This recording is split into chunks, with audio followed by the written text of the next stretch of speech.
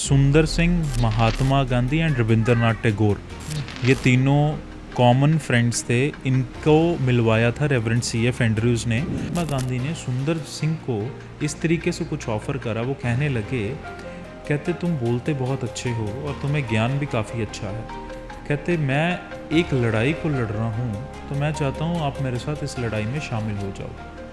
तो साधु जी कहने लगे कि तुम जो लड़ाई लड़ रहे हो ये देश को जीतने की है, पर मैं जो लड़ाई लड़ रहा हूँ ये रूहों को जीतने की है। मेरी लड़ाई और तुम्हारी लड़ाई बहुत अलग है। पर क्या करा, सुंदर सिंह ने उस समय बाइबल को दिया, अपनी बाइबल को दिया महात्मा गांधी को, और कहा कि इसको पढ़ना और रोज़ इसका अध्ययन करना, क्योंकि वचन कहता है सच्चाई को जानो, सच्चाई तुम्हें आज़ाद करेगी। और सुंदर सिंह ने महात्मा गांधी को ये कहा कि आप जब इसका अध्ययन करोगे तो ये आपको सच्चाई के रास्ते पे लेके जाएगी और ये आपकी आगे जाके बहुत मदद करेगी। हम अक्सर साधु जी जाते ही सुसमाचार नहीं सुना देते थे कि वो गांव के बाहर रहकर पहले 3 दिन प्रार्थना करते थे, उपवास करते थे, और पवित्र आत्मा उनको वहाँ की भाषा सिखा देता था। कुछ भी नहीं, पवित्र आत्मा उन्हें 3 दिन में वहाँ की लोकल भाषा सिखा देता था। अमेरिका में जब सुंदर सिंह जी गए, वहाँ पर जाके साधु जी ने जब प्रचार करा, एक 3 साल की बच्ची खड़ी हुई उनके प्रचार में कहने लगी, कहती mom he looks like Jesus. कुल कितनी वैसे कंट्रीज विजिट की साधु जी ने? ऑलमोस्ट एशियन कंट्रीज़ तो सारी करी हैं, साउथ कोरिया, जापान, अमेरिका भी गए हैं, इंग्लैंड भी गए हैं, और Thailand, Malaysia, Singapore, Russia, Switzerland, Germany, और लगभग कहा जाता है 15 से 20 कंट्रीज़ तो विज़िट करी हैं। ये था क्या, मतलब एक साधुओं की पोशाक वेयर करने का, जो कि टिपिकल इंडियन हिंदुइज्म के साथ वेयर करते हैं, क्योंकि उनमें उनके धर्म ग्रंथों में कुछ प्रावधान होंगे उसके बारे में। देखिए, साधु जी को बहुत सारी जगह ऑथर्स ने, स्कॉलर्स ने बहुत सारी बुक में हिंदू साधु भी कहा है। हिंदू साधु का मतलब जो उनका जो कॉन्टेक्स्ट था ना, वो भगवे रंग का कपड़े डालने, वो केसरी भगवा भी कह सकते हैं, केसरी रंग का भी कह सकते हैं, ताकि वो आज़ादी से परमेश्वर का सुसमाचार करें। साधु सुंदर सिंह जी ने खुद कहीं पे क्लैरिफाई किया है कि मैंने ये वस्त्र क्यों पहने हैं? नहीं, ये रिसर्चर्स के द्वारा बताया गया। उन्होंने खुद नहीं बताया? नहीं, उन्होंने खुद नहीं बताया, क्योंकि साधु बिब्लिकल वर्ड है। क्यों उन्होंने ये, वैसे साधु शब्द उनका खुद का डिक्लेयर था या लोगों ने उनको कहना? लोगों ने डिक्लेयर करा। ये कौन लोग थे? आई होप आपने हाईलाइट को एंजॉय किया होगा। ये डिस्क्लेमर मैं इसलिए रिकॉर्ड कर रहा हूँ ताकि आपको एक इन्फॉर्मेशन दे सकूँ। इस पॉडकास्ट में आगे जो बातें हुई हैं, जो पास्टर जोसेफ जी ने इन्फॉर्मेशन दी है, वो इंटरनेट में जो साधु सुंदर सिंह जी के बारे में इन्फॉर्मेशन है उसमें मिसमैच है। सुंदर सिंह ने 13 किताबें लिखी हैं, जिसमें से 7 पब्लिश हुई हैं, 3 की जो ट्रांसलेशंस में हुई हैं।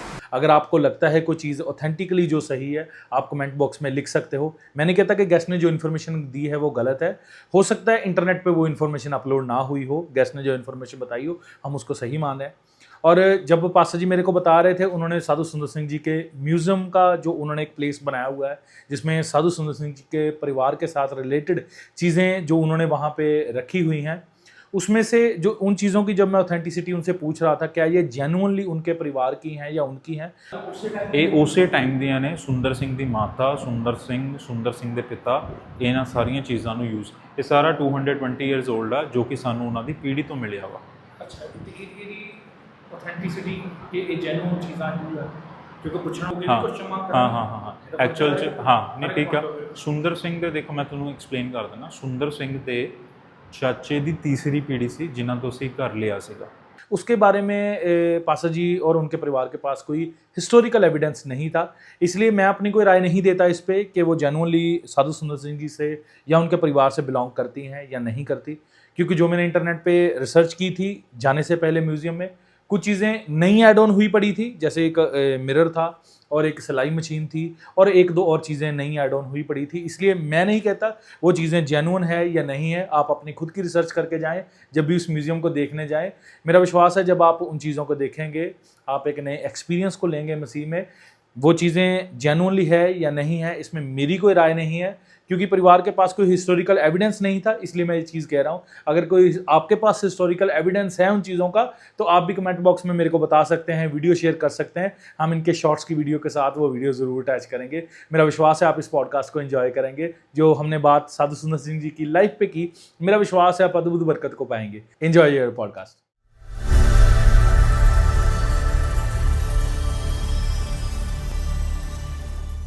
प्रेज़ द लॉर्ड, सबको जय मसीह की। आपका स्वागत है डॉक्टर जीसस यूट्यूब चैनल के इस नए पॉडकास्ट में। आज का पॉडकास्ट बड़ा ही खास है। एक परमेश्वर के ऐसे दास के बारे में आज हम जानेंगे, परमेश्वर के एक ऐसे सेवक के बारे में जानेंगे जिनको खुद प्रभु यीशु मसीह ने अपनी होंद का प्रचार किया, और प्रभु यीशु मसीह ने खुद उनको कहा कि मैं परमेश्वर हूँ, मैं ही मार्ग हूँ, मैं ही सत्य हूँ और मैं ही जीवन हूँ। मेरे पीछे चल मेरे बेटे, मेरी सेवा कर। कैसे उस सेवक ने प्रभु यीशु मसीह की सेवा की, इंटरनेशनली प्रभु के कलाम को पहुँचाया उन लोगों तक जिन लोगों तक आस नहीं थी, उन लोगों तक जिन लोगों तक परमेश्वर का कलाम नहीं पहुंचा था।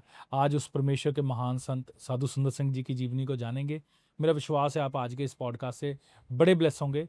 पास्टर जोसेफ मसीह जी मेरे साथ हैं आज के इस पॉडकास्ट में, परमेश्वर के दास साधु सुंदर सिंह जी की जीवनी को बताने के लिए। पास्टर जी, आपका वेलकम करता हूं डॉक्टर जी इस channel. Thank you brother, thank you. हम धन्यवाद करते हैं आपके सारे दर्शकों का और आपका भी खास तौर से जो यहाँ पर हमारे साथ इस पॉडकास्ट को कर रहे हैं, और सुंदर सिंह की लाइफ के बारे में हम आज और जानेंगे। तो पास्टर जी, मैं चाहता हूं पहले आप हमारे दर्शकों को अपने बारे में कुछ बताएं, ताकि लोग समझ पाएं कि उनको जीवनी के बारे में कौन बता रहा है। मेरा नाम पास्टर जोसेफ है। हम यहाँ रामपुर में रहकर, गांव रामपुर है डिस्ट्रिक्ट लुधियाना में, जहाँ पर हम सुंदर सिंह के घर के पास यहाँ पर सेवकाई को करते हैं। और सुंदर सिंह का यहाँ पर जन्म हुआ था और यहीं पर उन्हें दर्शन हुए थे, जहाँ उन्होंने रूबरू परमेश्वर को पाया था। परमेश्वर ने खुद सुंदर सिंह को अपने दर्शन दिए थे, और फिर यहाँ से सुंदर सिंह ने अपने सेवा के कार्य को शुरू करा, और शुरू करके फिर उनको यहाँ पर रिजेक्शन मिला, क्योंकि गांव वालों ने, पिता ने उनको कबूल नहीं करा, क्योंकि वो ऐसे रास्ते पे चल दिए थे, सच्चाई के रास्ते पे जिसकी वो तलाश कर रहे थे। और सुंदर सिंह ने फिर जब ये रास्ता अपना लिया था, उन्होंने यीशु के पीछे चलना मंजूर किया। उन्होंने सारी बातों को त्याग कर, और सुंदर सिंह ने अपने आप को यीशु के लेखे लगा दिया। और मेरे पिताजी 1998 में इस जगह पर आए थे, और उन्होंने यहाँ पर आके इस घर को देखा। और सुंदर सिंह के जो चाचा की पीढ़ी थी, तीसरी पीढ़ी ने रिक्वेस्ट करी मेरे पिता से कि आप अगर कुछ कर सकते हो हमारे लिए, तो आप हमारे से इस घर को ले लो। उनकी पीढ़ी विश्वास में थी या नहीं थी? उनकी पीढ़ी उस समय भी विश्वास में नहीं थी। आज भी उनकी पीढ़ी जो है, इस समय उनकी 4th जनरेशन चल गई है, तो वो भी विश्वास में नहीं है। अच्छा, नहीं है वो। नहीं है, वो विश्वास में नहीं आई है। और तो मेरे पिता ने कहा कि मैं सिर्फ लेने के माध्यम से नहीं, मैं तो देखने के माध्यम से आया हूँ। अगर मेरा परमेश्वर मुझसे बात करेगा तो मैं डेफिनेटली इस जगह को हम बाय कर लेंगे। तो जब मेरे पिताजी सुंदर सिंह के दर्शन वाले कमरे में गए और उन्होंने प्रार्थना करी, तो प्रभु ने एक वचन दिया। प्रभु ने कहा कि ये घर मैं तुम्हें दूंगा। तो पापा ने इस आवाज़ को सुना और नीचे आके पीढ़ी से बात करी, और उन्होंने कहा कि ठीक है, मेरे प्रभु ने कहा है कि ये घर हमें देंगे परमेश्वर। तो मेरे पापा ने बाय फेथ उनको 100 रुपया 1998 में एज अ टोकन मनी दिया कि अब आपने किसी से कहना नहीं है कि इस घर को हम बेचना चाहते हैं। तो मेरे पिता ने फिर उसके बाद 100 रुपया विश्वास से दे दिया, और रेट भी नहीं पूछा कि ये घर कितने का होना चाहिए। कहते कि अभी आप रख लो इसे, मैं 3 महीने बाद दोबारा आऊँगा, और आने के बाद फिर हम इसके बारे में बैठ के बातचीत करेंगे। और फिर वो यहाँ से चल दिए, और वो वापस हरियाणा में गए, जहाँ पर मेरे पिता सेवकाई करते थे। और वहाँ पर जाके उन्होंने बात करी, प्रार्थना करी। बहुत सारी प्रार्थना करने के बाद परमेश्वर ने एक ऐसा इंतज़ाम को भेजा कि 3 महीने बाद फाइनली वो आए। फिर उन्होंने इस घर को, इस प्रॉपर्टी को बाय करके, और उसके बाद यहाँ पर हम शिफ्ट हुए सन 2000 में। अच्छा, 2000 में। और उसके बाद शिफ्ट होने के बाद फिर हमने यहाँ पर फुल फैमिली 2000 में? फैमिली हम शिफ्ट हो तब गए आप थे। उस घर में रहते थे? तब हम उस घर में रहते थे। और यहाँ शिफ्ट होने के बाद फिर उस समय हम यहाँ पर सेवा के कार्य को शुरू करा। यहाँ पर कोई चर्च नहीं था, कोई मिनिस्ट्री नहीं थी। तब एक बोझ के साथ यहाँ पर एक सेवकाई के कार्य को शुरू करा, क्योंकि जो गांव वाले थे वो मानते हैं सुंदर सिंह को, पर वो रिकॉग्नाइज करते हैं बाबा, कि सुंदर सिंह एक बहुत बड़े बाबा हुए, जो कि पूरे दुनिया में जिन्होंने विश्व में यीशु का प्रचार सुनाया और यीशु के बारे में लोगों को बताया। तो वो रिकॉग्नाइज तो करते हैं कि इनका बहुत नाम हुआ है। और सुंदर सिंह ने भी कोई कमी नहीं छोड़ी यीशु के कलाम की मनादी की। उन्होंने हर जगह, हर गली में, हर जगह रेस्ट ऑफ द वर्ल्ड उन्होंने जाकर यीशु का प्रचार सुनाया, और ऐसी रीति से सुनाया कि हर एक नॉर्मल व्यक्ति को समझना आसान है, पर आज के समय में जितने भी थियोलॉजियंस हैं या स्कॉलर्स हैं, उनकी समझ में ये बातें मुश्किल हैं, क्योंकि सुंदर सिंह के एक्सपीरियंसेस ऐसे हैं जो परमेश्वर के बिल्कुल नज़दीकता में, मैं और भी कहूँगा तो परमेश्वर की अगुवाई में रहकर सुंदर सिंह के ऐसे-ऐसे एक्सपीरियंसेस हैं कि सुंदर सिंह ने कैसे परमेश्वर को और नज़दीक, हर समय वो परमेश्वर के नज़दीकता में बढ़ते गए। तो उन सारी बातों को जाना। तो उस समय फिर जब हमने यहाँ पर चैलेंज लिया यहाँ पर सेवा को करने का, तो हालाँकि बहुत मुश्किल था, क्योंकि तब एक भी परिवार मसीही नहीं था इस गाँव में। और फिर हमारे आने के बाद हमने चैलेंज लिया। शुरू लोगों ने विरोध भी करा, क्योंकि लोग इस तरीके से समझते थे कि शायद ये कुछ अलग रीति से कामों को करने के लिए आए हैं, या ये कुछ अलग बातों को करने आए हैं हमारे बीच में। तो इस रीति से वो बातों को समझते थे। पर फिर भी मेरे मम्मी और पापा वो यहाँ पर लगे रहे, उन्होंने सुसमाचार सुनाया, और बहुत सारे माध्यम के द्वारा उन्होंने परमेश्वर के कलाम की मनादी करी, और करने के बाद फिर धीरे धीरे करके यहाँ पर सेवकाई भी स्थापित हो गई।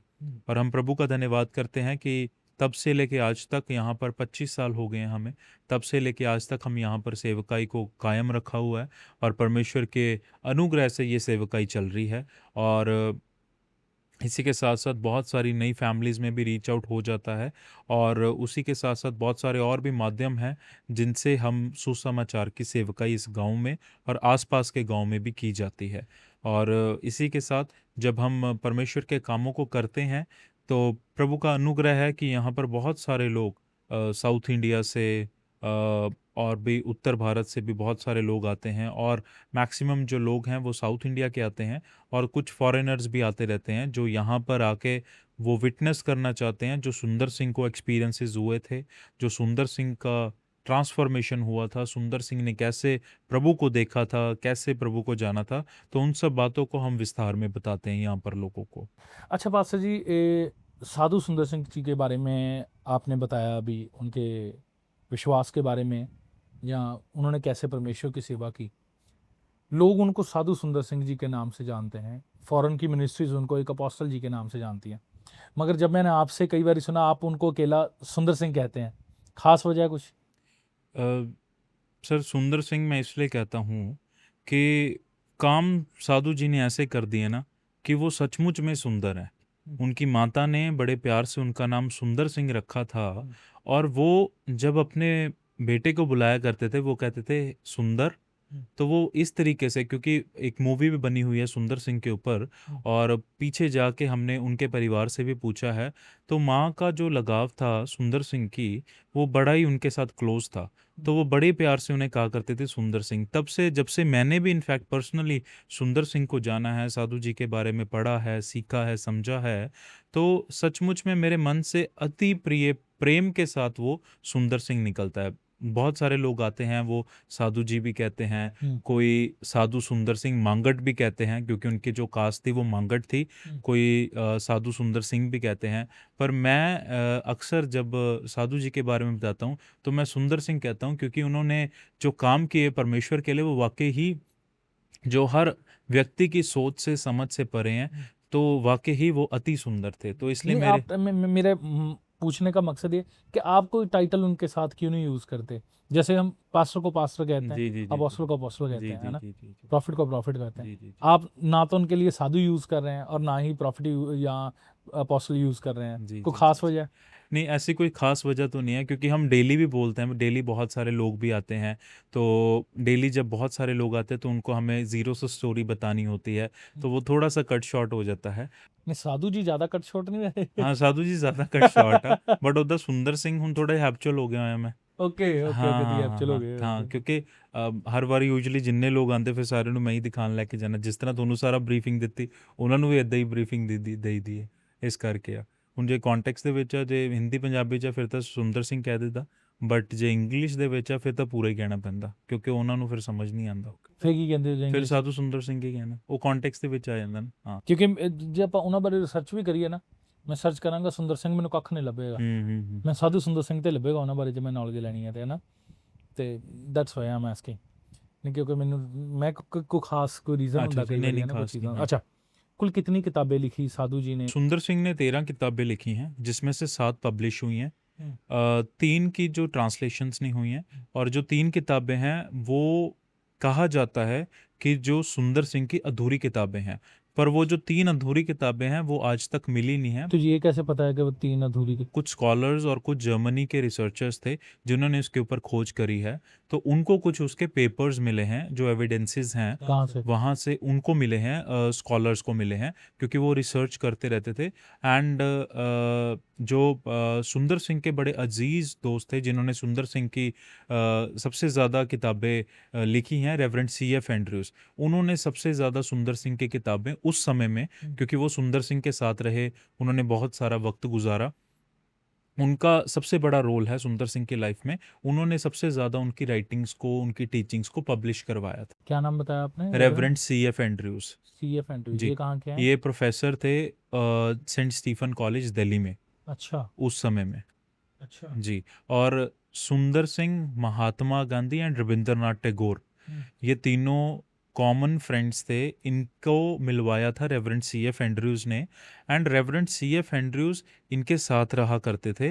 और महात्मा गांधी की मैं एक दफ़ा आपको बताता हूँ। महात्मा गांधी, सुंदर सिंह साधु जी और रविंद्रनाथ टैगोर, ये तीनों एक दफ़ा मिले, और मिलने के बाद ये एक जगह पर रुके, और जब रुके तो सुंदर सिंह वहाँ पर रात हो गई थी तो सब सो गए, और जैसे ही अगली सुबह हुई तो सुंदर सिंह जी 3 बजे उठ गए। और जब वो 3 बजे उठे, और उठने के बाद क्या हुआ कि वो बाइबल पढ़ने लग गए, वो प्रार्थना करने लग गए, क्योंकि वो उनकी आदत थी कि वो हर सुबह उठते थे, हर सुबह उठ के कम से कम 5 to 6 आवर्स, 6 घंटे लगभग वो बाइबल का अध्ययन करते थे और प्रार्थना में वक्त बिताते थे परमेश्वर के साथ।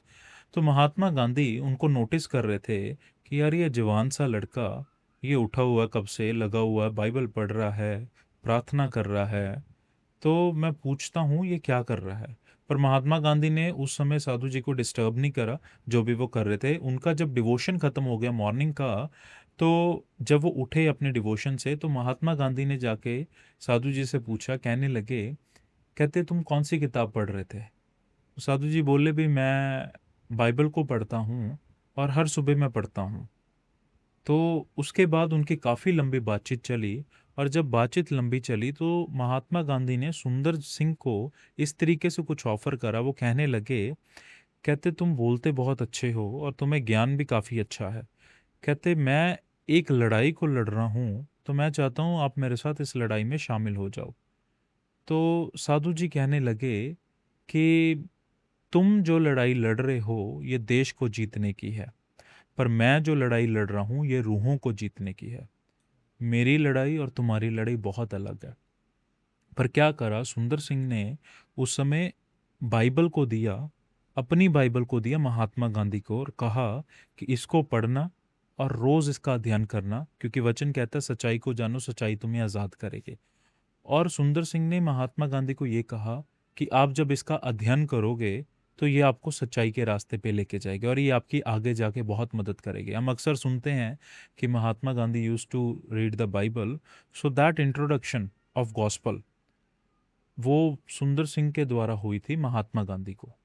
इसका कोई हिस्टोरिकल एविडेंस है? सर, इसका हिस्टोरिकल एविडेंस ऐसे है कि वी हैव हमारे एंग्लिकन चर्च के प्रीस्ट हैं रेवरेंड राणा यूआप खान, उन्होंने एक वीडियो में एक किस्सा हमें बताया था कि उन्होंने मास्टर्स करी है साधु जी के ऊपर, एंड उन्होंने वो he is from Pakistan basically, and वहाँ पर वो इंग्लैंड में रहकर एक एंग्लिकन चर्च के प्रीस्ट हैं, और उन्होंने वहाँ पर जब रिसर्च कर रहे थे तो he got to know this statement, और उन्होंने अपनी थीसिस में भी लिखी है इस बात को, रेवरेंड राणा यूआप खान ने। क्योंकि महात्मा गांधी उस समय ये, क्योंकि इंडिपेंडेंस से सुंदर सिंह का जो जन्म हुआ वो 3 सितंबर 1889 को हुआ, और ऑलमोस्ट 1929 में सुंदर सिंह गायब हो गए। बर्थ कब हुआ? 3 सितंबर 1889। 1880। ये उनका बैप्टिज्म का डेट नहीं है? बैप्टिज्म भी उनका 3 सितंबर को ही हुआ। अच्छा, ये दोनों सेम डेट? सेम डेट है, जी। और 1904 में उनको प्रभु यीशु मसीह के दर्शन हो गए। 18 दिसंबर को, 18 दिसंबर अर्ली मॉर्निंग अराउंड 4:15 एएम उनको दर्शन हुए यहाँ रामपुर में। और 1905 3 सितंबर को उनका जो बैप्टिज्म हुआ था शिमला के सेंट थॉमस, अभी तो वो स्कूल है पर पहले सेंट थॉमस चर्च था, और उनका जो बैप्टिज्म हुआ था पादरी जोसेफ रेडमैन, जो चर्च मिशन सोसाइटी के उस समय में पादरी थे, उन्होंने साधु जी का बैप्टिज्म करा था। कुछ ऐसी किताबें भी हैं जो साधु जी की हैंड रिटन है? सर साधु जी की हैंड रिटन किताबें जो हैं वो 7 हैं, 7 बुक्स हैं जिसको ISPCK ने मोस्टली पब्लिश किया है, और उसके बाद रीप्रिंट हुई हैं ISPCK के द्वारा, जो कि पंजाबी में भी आई थी और हिंदी में भी आई थी। और मोस्टली सुंदर सिंह की जो पहले की किताबें हैं जब उस समय में होती थी वो ज़्यादातर इंग्लिश में ही थी, क्योंकि उसके बाद बहुत सारे राइटर्स ने, बहुत सारे ऑथर्स ने फिर उसको ट्रांसलेशंस करा, और फिर बहुत सारी पब्लिकेशंस ने भी साधु जी की बुक्स को पब्लिश करा। और ISPCK है, और इसके अलावा बहुत सारी, पाकिस्तान में एक मसीह इरशाद खाना है जहाँ पर आज भी साधु जी की किताबें मिलती हैं। अच्छा, ये कुल 7 किताबें उनकी पहले की और कुछ किताबें उनके जो अधूरी थे। अच्छा, तो साधु जी ने अपना ज़्यादातर समय कहाँ पे, किस एरिया में या किस इंडिया के हिस्से में बिताया? साधु जी का जो मोस्ट ऑफ द टाइम निकलता था वो हिमाचल स्टेट में निकलता था, क्योंकि साधु जी को वहाँ जाना इसलिए पसंद था, वो एकांत जगह थी, और एकांत में जाके वो ज़्यादा परमेश्वर के क्लोज कलेक्शन में, और साथ ही साथ वो ज़्यादातर अपनी लाइफ को, अपने जीवन को वो प्रभु के हाथों में सौंप देते थे। क्योंकि साधु जी की एक हैबिट थी, वो जिस जगह जाते थे वहाँ पर जाके साधु जी जाते ही सुसमाचार नहीं सुना देते थे। जैसे मान के चले कि वो आज मैं एग्जाम्पल के तौर पे कहूँ, वो किसी नए गांव में गए हैं हिमाचल के, और वहाँ जाते ही नहीं वो सुसमाचार सुनाएंगे, वो गांव के बाहर रहकर पहले 3 दिन प्रार्थना करते थे, उपवास करते थे, और पवित्र आत्मा उनको वहाँ की भाषा सिखा देता था। जैसे अगर मैं कहूँ हिमाचल में हिमाचली बोली जाती है, और हिमाचल में बहुत से ऐसे आगे भी गांव हैं जहाँ पर अपनी लोकल भाषा है। तो साधु जी हमेशा जब भी जाते थे जिस नगर में, जिस शहर में, वो पहले बाहर रहकर 3 दिन उपवास करते थे, प्रार्थना करते थे, और ये सब करने के बाद सुंदर सिंह फिर जाके उस गांव में लोगों में प्रचार सुनाया करते थे। और जब ये प्रचार सुनाते थे तो ऑटोमेटिकली पवित्र आत्मा उनके राही लोकल भाषा में उनसे प्रचार करवाता था। और जब वो without any knowledge, without any वो वोकेबलरी सीखे बिना? कुछ भी नहीं सर, कुछ भी नहीं। पवित्र आत्मा उन्हें 3 दिन में वहाँ की लोकल भाषा सिखा देता था, और जब वो लोकल भाषा में जाके प्रचार करते थे तो लोगों को एक्सेप्ट करना प्रभु यीशु मसीह को आसान हो जाता था।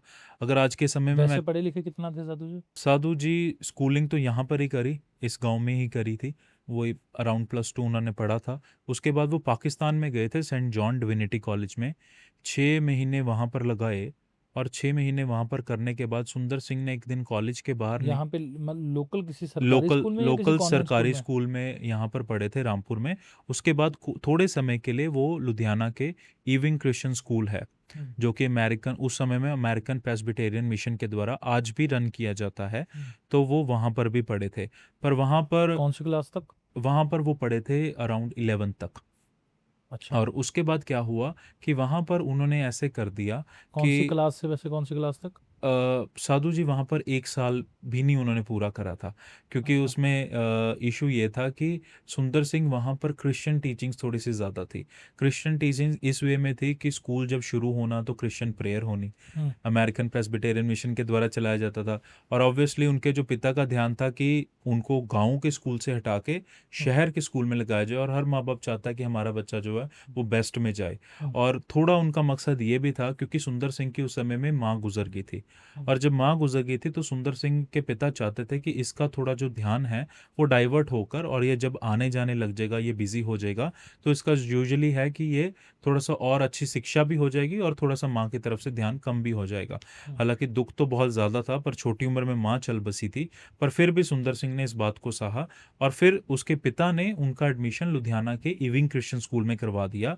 अब वहाँ पर सुंदर सिंह अपने प्रोफेसर्स के साथ बहस करते थे, अपने टीचर्स के साथ, प्रिंसिपल्स के साथ बहस करते होते थे, क्योंकि वो इस बात को ज़्यादा आगे रखते थे कि हमारी टीचिंग्स को क्यों नहीं आगे प्रमोट करा जाता, रेदर देन आप अपनी शिक्षा को प्रमोट करते हो। तो इसलिए सुंदर सिंह ज़्यादा स्कूल में उनका वहाँ पर मन नहीं लगता था, तो इसलिए वो अपने दोस्तों के साथ मिलकर वहाँ पर कभी जो लोग प्रार्थना कर रहे हैं उनके ऊपर पत्थर मारते थे, कभी जाके बाहर शोर डालते थे, तो वो अलग से बर्ताव करने लग गए थे। और वहीं पर ही सुंदर सिंह ने बाइबल को भी जलाया था, उसी स्कूल के अंदर बाइबल को जलाया था। बाइबल को जलाया था, क्योंकि साधु जी को 18 दिसंबर को दर्शन हुए थे और 16 दिसंबर को उन्होंने बाइबल को जलाया था। और इसलिए उनके पिता ने ये डिसीज़न लिया था कि चलो बाहर जाएगा, निकलेगा, थोड़ा इंग्लिश भी अच्छी इम्प्रूव हो जाएगी और सब कुछ हो जाएगा। बट फिर भी सुंदर सिंह वहाँ पर नहीं पढ़े, क्योंकि वहाँ पर ऑलरेडी बाइबल को जला दिया था, फिर आके डिस्टर्ब हो गए थे, फिर यीशु को पा लिया था।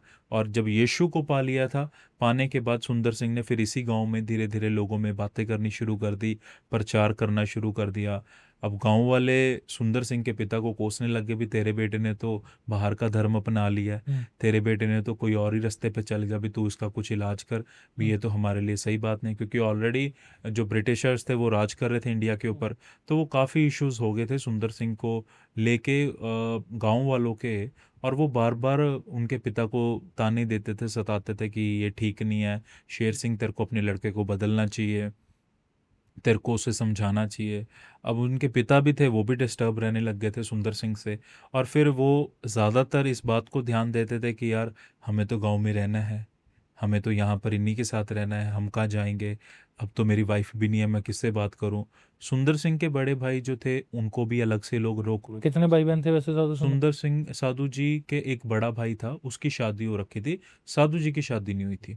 और साधु जी के जो बड़े भाई थे उनके बच्चे नहीं थे कोई, अच्छा। उनके कोई भी बच्चे नहीं थे। तो इस ये एक वजह थी जिससे सुंदर सिंह के पिता भी चाहते थे कि सुंदर सिंह या तो ये धर्म को छोड़ दे या ये गांव छोड़ दे, और वो चाहते नहीं थे कि सुंदर सिंह इस धर्म में आगे बढ़े। पर सुंदर सिंह को ऐसी लगन लग गई थी कि वो बस उनको इस लगन का, क्योंकि जिसने यीशु को पा लिया उसको तो जीवन का आनंद आ जाता है। सुंदर सिंह वो जो विजन था उसे वो भूल ही नहीं पा रहे थे। हर समय सुंदर सिंह के जहन में ये फिट था कि नहीं, मैंने यीशु को देख लिया, मैंने यीशु को पा लिया है, मुझे यीशु मिल गया है। सुंदर सिंह इस तरीके से उस बात को समझ रहे थे। तो वो इस रीति में वो सुंदर सिंह को इस इतना अच्छा प्रभाव डल गया था सुंदर साधु जी के जीवन पर कि उनको कुछ और समझ ही नहीं आ रहा था। क्यों आपको क्या लगता है, क्यों साधु जी की फैमिली खुद सेव्ड नहीं हुई, या खुद वो बच नहीं पाए, खुदा में प्रभु यीशु मसीह को नहीं जान पाए? सर 1920 में 1920 में साधु जी के पिता भी यीशु में आ गए थे। अच्छा। 1920 में आ गए थे। 1950 में साधु सुंदर सिंह जी के बड़े भाई वो भी यीशु में आ गए थे। उनको बाइबल दी गई थी। चंडीगढ़ के एक पादरी हुआ करते थे, पादरी जोसेफ, बहुत पुराने पादरी हैं, हुआ करते थे। उनको उनके द्वारा इंट्रोडक्शन हो गई थी, बट अनफॉर्चुनेटली 1952 में उनकी डेथ हो गई थी, किनकी? साधु जी के बड़े भाई की। अच्छा। 1920 में पिता आ गए थे।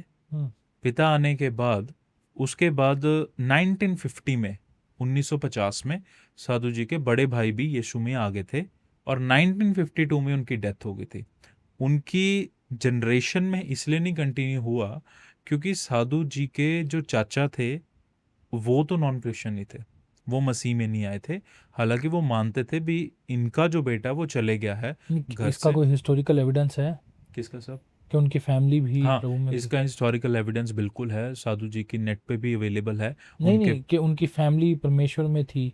1950 वाला वो हमारे पास फोटोग्राफ भी है, वो पादरी जोसेफ जहाँ पर उनको बाइबल दे रहे हैं, वो हमारे पास एविडेंस है, फोटोग्राफ भी है, वो हम दिखा भी सकते हैं आपको। दैट्स अच्छा, जी। मेरे को दियो, क्योंकि मैं उसमें अटैच करूंगा। क्योंकि अगर हम उनकी जीवनी पे बात कर रहे हैं, क्योंकि मैंने ये सवाल आपसे क्यों पूछा, परमेश्वर के कलाम में एक चीज़ लिखी है, तू बच तो मैं तेरा घराना बचाऊंगा। मैं ये समझता हूँ आपकी फैमिली जितनी मर्जी कट्टर हो, बाइबल बताती है जिसने उसको जान लिया उसने एक मोती को, कि एक बिजनेसमैन ने सारा कुछ बेच के अपनी प्रॉपर्टी एक मोती ले ली, क्योंकि वो जानता है वो बेशकीमती है। और अगर मेरे को खजाना मिल गया उसको मैं अपने परिवार के साथ तो ज़रूर बांटूंगा, है ना, चाहे लाख मेरा विरोध हो, है ना। हम दुनिया में किसी भी इंसान से डर सकते हैं, मगर जिसको हम जानते हैं हम, वो फेयर नहीं होता हम पे, है ना। क्योंकि इसलिए मैंने ये सवाल पूछा कि क्या उन्होंने अपने परिवार को प्रभु यीशु मसीह के बारे में बताया था, क्योंकि हम जानते हैं इस बेशकीमती खजाने का क्या जी मूल्य जी है जी जी जो जी उन्होंने पा लिया था। जी जी एक्चुअली साधु जी के पिता ने एक पत्र में कुछ ऐसा लिखा था। कहते क्योंकि वो अक्सर अपने बेटे से चिट्ठी के राही बातचीत करते थे। अच्छा। क्योंकि एक बाप का बेटे से, चाहे जैसे मुशरफ बेटा है, मुशरफ बेटा जो था जैसा भी था, जब वो घर आया तो बाप ने सीने से लगा लिया। वैसे ही था साधु जी के पिता का भी कनेक्शन। तो वो अक्सर ही चिट्ठी राही, पत्र के राही बातचीत करते थे। तो एक दफ़ा साधु जी के पिता ने लिखा था, कहते उन्होंने लिखा था, बेटे सुंदर सिंह अब तू एक दफ़ा घर आ जा, तो घर आ जा, जिसको तू मानता है अब मैंने भी उसे अपना परमेश्वर मान लिया है। अच्छा। तो उन्होंने एक पत्र में ऐसा लिखा था साधु जी को। पर साधु जी ने जब उस पत्र का रिप्लाई करा तो उन्होंने कुछ इस तरीके से लिखा कि मैं बहुत खुश हुआ कि आपने यीशु को अपना उद्धारकर्ता मान लिया है, और मेरे को इस बात का बड़ा गर्व भी है कि आपने भी सच्चाई के रास्ते को चुन लिया है। पर मेरा सफ़र अभी लंबा है। मैं नहीं जानता कि परमेश्वर का आत्मा मुझे कहाँ ले जाएगा, पर आगे प्रभु की आत्मा ने जब मुझे अगुवाई करी तो मैं ज़रूर है कि एक दफ़ा आऊँगा। तो सुंदर सिंह ने ये अपने पत्र उनको में पता लिखा था था। वो कहाँ पे हैं या कहाँ पे रह रहे थे? एक्चुअल में सुंदर सिंह का ज़्यादा रहना होता था हिमाचल में, क्योंकि हर साल सुंदर सिंह हिमाचल जाया करते थे। और हिमाचल में शांति निकेतन चिल्ड्रन होम है। शांति निकेतन चिल्ड्रन होम है, अभी तो वो आर्मी के द्वारा कैप्चर कर लिया गया है। कुछ साल पहले, कोविड से पहले उसे कैप्चर कर लिया गया था और उसका केस भी चला था। और पर जिसकी वो प्रॉपर्टी थी, क्योंकि वो केस जो था वर्सेस आर्मी था, तो वो जो केस था वो आर्मी के ही फेवर में गया। तो अभी आर्मी ने वहाँ पर अपना गेस्ट हाउस बना लिया। पर सुंदर सिंह हर साल वहाँ पर रहते थे और वहाँ पर उन्हें बहुत अच्छा समय मिलता था कि जब वो अपनी किताबों को, अपने पत्रों को सारा साल के लिए लिख देते थे। और वहाँ पर जाके फिर वो वहीं से ही, मोस्ट ऑफ द लेटर सुंदर सिंह के वहीं से लिखे गए हैं जो अलग अलग जगह पर पोस्ट हुए हैं। तो Shanti Niketan was that place. और फिर कुछ समय उन्होंने कोटगढ़ की गुफा में भी बिताया है, और उसके बाद कुछ समय उन्होंने सबाटू में भी बिताया है, और कुछ समय फिर शिमला में भी रहते थे सुंदर सिंह। तो अलग अलग जगह पे हिमाचल में उनका काफ़ी अच्छा रहना हो जाता था हर साल। अच्छा, मैं चाहता हूँ आप हमारे दर्शकों के साथ कुछ साधु सुंदर सिंह जी की लाइफ के कुछ डिवाइन किस्से भी शेयर करें, ताकि लोग जान पाएँ कि जिस व्यक्ति के बारे में हम सुन रहे हैं ये खास क्यों है हमारे लिए सुनना। क्योंकि कई बारी ना हम किसी की स्टोरी को इग्नोर इसलिए कर देते हैं कि चलो ठीक है, कोई इंसान आया चला गया, वो खास क्यों है, मैं चाहता हूँ आप ज़रूर हमारे दर्शकों के साथ शेयर करें। साधु जी का मैं एक किस्सा इस तरीके बताना चाहूँगा कि साधु जी एक दफ़ा असम में गए, और साधु जी असम में जब गए वहाँ पर जाके उन्होंने जैसे अक्सर साधु जी किया करते थे कि उस गांव के बाहर रह के उन्होंने 3 दिन तक प्रार्थना करी। प्रार्थना करके और उसके बाद उन्होंने इस रीति किया कि प्रार्थना करके उपवास रख के उन्होंने जब उस गांव में गए, जाके सबको इकट्ठा किया, प्रचार सुनाना शुरू करा, तो गांव के लोग बहुत खुश हो गए। गांव के लोग कहने लग गए कि यार कोई तो आया हमारे पास, तो बड़ी खुशी की बात है। और उन्होंने कहा कि ठीक है, हम मानते हैं। सब ने प्रार्थना भी करवाई साधु जी से।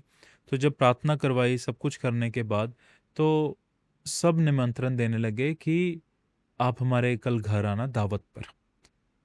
तो पहले एक परिवार ने कहा, फिर दूसरे ने कहा, फिर तीसरे ने कहा, फिर चौथे ने कहा। ऐसे करके गांव में जितने परिवार थे सब ने कहा। और जब सब कहने लगे और जब सब ने कहा, तो साधु जी ने सबको जवाब देना शुरू कर दिया, ठीक है, मैं कल 12 बजे आपके घर आऊँगा। जैसे एक परिवार ने कहा, उनको भी यही कहा, दूसरे ने कहा, उनको भी यही कहा, तीसरे ने कहा तो उनको भी यही कहा। ऐसे जितने परिवार थे सब ने निमंत्रण दिया, और साधु जी ने सभी को यही कहा कि ठीक है, मैं कल 12 बजे आपके घर आऊँगा। अब अगला दिन हो गया, 12 बज के, ठीक 12 बजे परमेश्वर का आत्मा ऐसा जुम्बिश करा साधु जी के ऊपर कि एक ही समय में जितने भी उस गांव में परिवार थे, कहा जाता है कि मोर देन 70 फैमिलीज थे, एक ही समय पर वहां पर सारे परिवारों में साधु जी थे। अच्छा। One at a time. ये कैसे? ये सिस्टर अभी तो वो प्रभु में सो गए हैं, शांता कौर, उन्होंने असम में बहुत सेवकाई, स्टिल आखिरी डेज भी उनके सामने थे। तो वो एक दफ़ा हमारे यहाँ पर आए थे, तो क्योंकि उनकी आउटरीच मिनिस्ट्री उसी एरिया में है। और सिस्टर शांता कौर के जो मम्मी थे, उनके पहले कोई बच्चा नहीं हो रहा था, तो उनकी मम्मी को सुंदर जी ने, साधु जी ने अपनी बहन बनाया हुआ था। और जब बहन बनाया हुआ था तो उन्होंने प्रार्थना करी साधु जी ने, तो उनके 12 बच्चे हुए।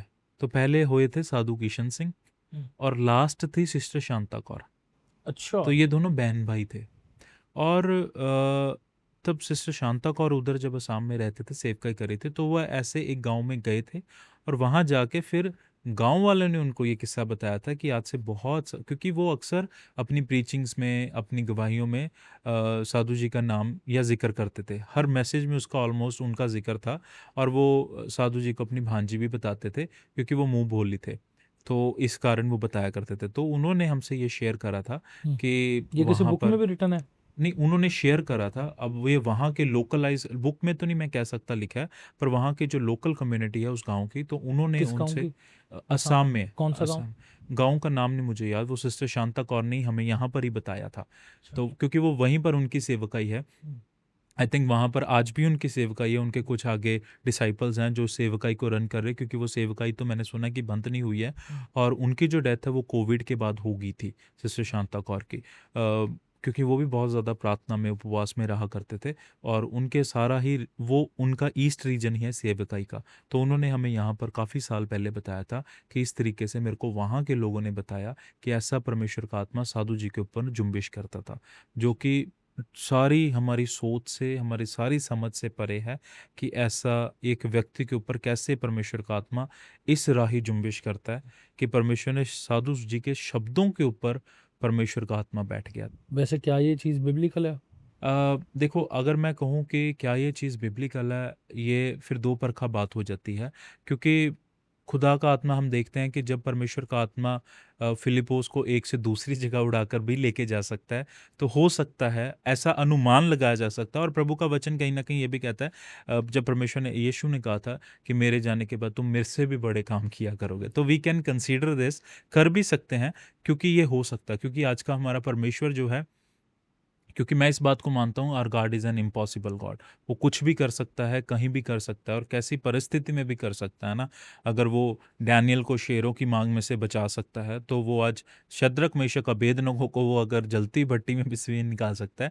तो मैं समझता हूँ कि शायद साधु जी के ऊपर, क्योंकि खुदा का खास हाथ था, और क्योंकि उन्होंने सचमुच में अपने आप को परमेश्वर को दे दिया था, उन्होंने सारी वर्ल्डली डिज़ायर से गिव अप करके उन्होंने अपने आप को दे दिया था, तो शायद ये हो भी सकता। नहीं, हो सकता है, डेफिनेटली हो सकता है, क्योंकि जब आप ये मेरे को स्टोरी बता रहे थे, मैं सुनने वाले दर्शकों की रेफरेंस के लिए बता रहा हूँ, क्योंकि हम जानते हैं हमारा परमेश्वर वो काम भी करने की सामर्थ्य रखता है जो इंसानी सोच से परे हैं।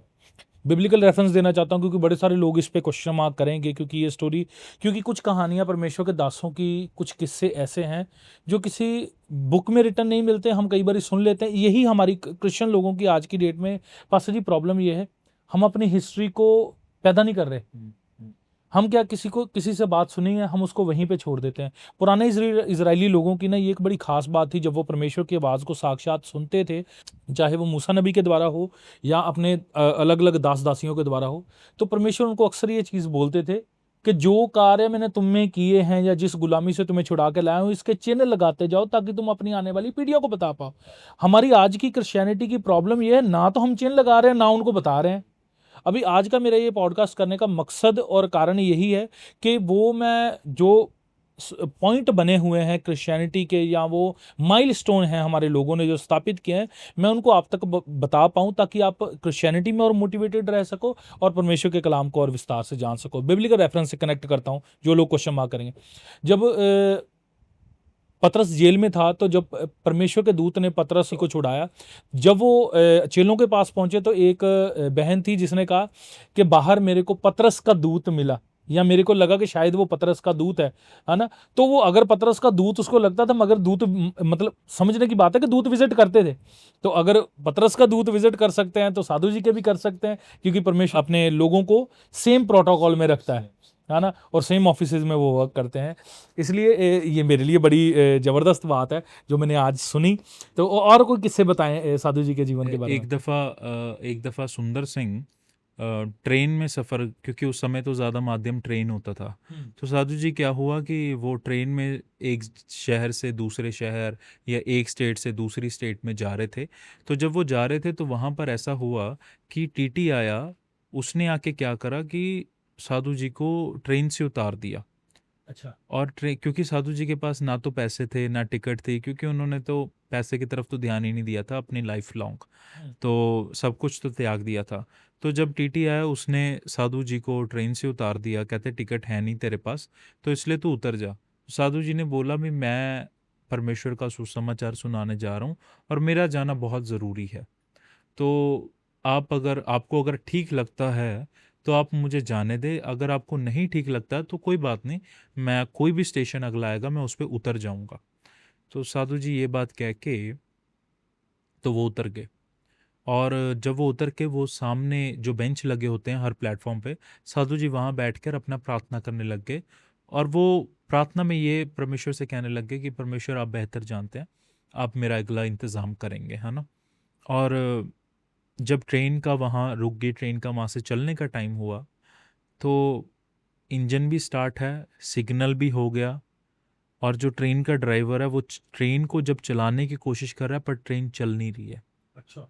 और वो देखी जा रहा है भी इंजन भी स्टार्ट है, सिग्नल भी हो गया है, और कहीं दिक्कत भी नहीं दिखा रहा इंजन, सारे मीटर्स भी ओके हैं, सब लेवल्स भी ओके हैं, पीछे गार्ड भी देख रहा है ब्रेक तो नहीं लगी हुई, वो भी नहीं कुछ है, वो ट्रेन चल ही नहीं रही है।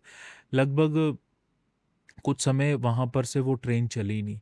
अब लोग बातचीत करने लगे, क्योंकि उस समय के जो लोग होते थे वो बड़े पुराने ख्यालात में ज़्यादा विश्वास रखते थे, तो लोग बातचीत करने लग गए कि यार ट्रेन चल क्यों नहीं रही है। और जब बातचीत करते रहे तो आधा घंटा बीत गया, 1 घंटा बीत गया, 1.5 घंटा बीत गया, और साधु जी सामने बैठकर प्रार्थना कर रहे हैं। अब लोग कहने लगे कि शायद ये ऐसा हो सकता है कि शायद हमने जो साधु को उतारा था ना, शायद ये उसकी वजह से है। तो वो कहने लगे कि नहीं, हमें बिठा लेना चाहिए साधु जी को, तो शायद हो सकता है कि ये जो ट्रेन है वो चल पड़े। और जैसे ही साधु जी को देखा, उन्होंने ढूंढने लग गए कि साधु जी कहाँ हैं, तो साधु जी वहीं सामने एक बेंच था वहाँ पर बैठ के प्रार्थना कर रहे थे। तो साधु जी को कहने लगे आप आओ, आप ट्रेन में बैठो। तो जैसे ही साधु जी ने ट्रेन में पैर रखा, जैसे ही चढ़े, इंजन साथ ही चल पड़ा। परमेश्वर का आत्मा इस रीति काम करा कि साधु जी के पैर रखते ही जिस डब्बे में वो चढ़े, साथ ही जो इंजन था वो चल पड़ा। मतलब और God is an God of impossibilities. हमारा परमेश्वर असंभव को भी संभव में बदलने वाला परमेश्वर है। प्रभु ने अपने बंदे के लिए सारी ट्रेन को ही जाम कर दिया। मतलब this can never be happen, है ना। हम देखते हैं आज के समय में, अगर मैं जाऊं, अगर मैं टाइम पे नहीं हूं तो ट्रेन चले जाएगी।